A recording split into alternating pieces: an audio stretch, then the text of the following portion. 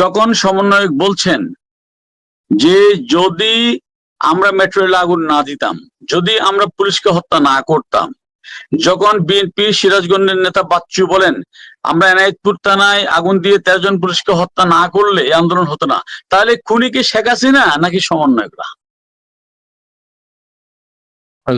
আমরা এটা বলে দেব, ছেলে সমন্বয়ক কারা? আপনারা বিচার করুন।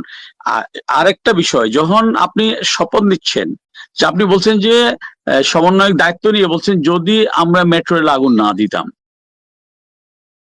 তাহলে মেট্রো রেলকে রাষ্ট্রীয় সম্পদ, এটা রক্ষা করা আইন শৃঙ্খলা বাহিনীর দায়িত্ব। যে আগুন দিতে আসছে তাকে ঠেকানো না পারলে ওই পুলিশের চাকরি থাকবে না, এটাই তার সাংবিধানিক শপথ। সেখানে যদি সে ঠেকাতে গিয়ে যদি কেউ আহত হয় বা কোনো ধরনের অনাকাঙ্ক্ষিত ঘটনা ঘটে, এই দায় কিন্তু পুলিশের না, এই দায় যারা এসছে তাদের। কারণ এই অধিকার কাউকে দেয়নি কেউ যে আমি সরকারি রাষ্ট্রীয় সম্পদ আমি আগুনে পুড়িয়ে ভস্ম করে দিব, আমি মানুষকে হত্যা করব, পুলিশকে মেরে আমি ঝুলিয়ে রাখবো, এই অধিকার কেউ দেয়নি।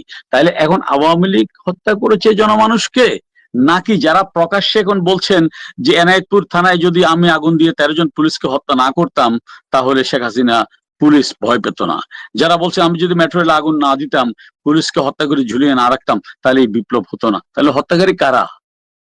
শেখ হাসিনা? সত্য কথা, ওনারা একটা সত্য কথা বলছে। এখন আপনারা এত কথা বললে তো সত্য কথা আর কেউ বলবে না। সত্য কথা বলে দিয়েছে আমাদের, তারা সত্য কথা বলছে না। শিশির রায় তিনি স্যালিউট জানিয়ে বলছি, সত্য কথার মধ্যে দিয়ে তো ফাতেমা খাতুন আপা জবাব পেয়ে গেছেন। নিষিদ্ধ কাকে করা উচিত, শেখ হাসিনাকে, আওয়ামী লীগকে, নাকি যারা হত্যা করেছে তাদেরকে?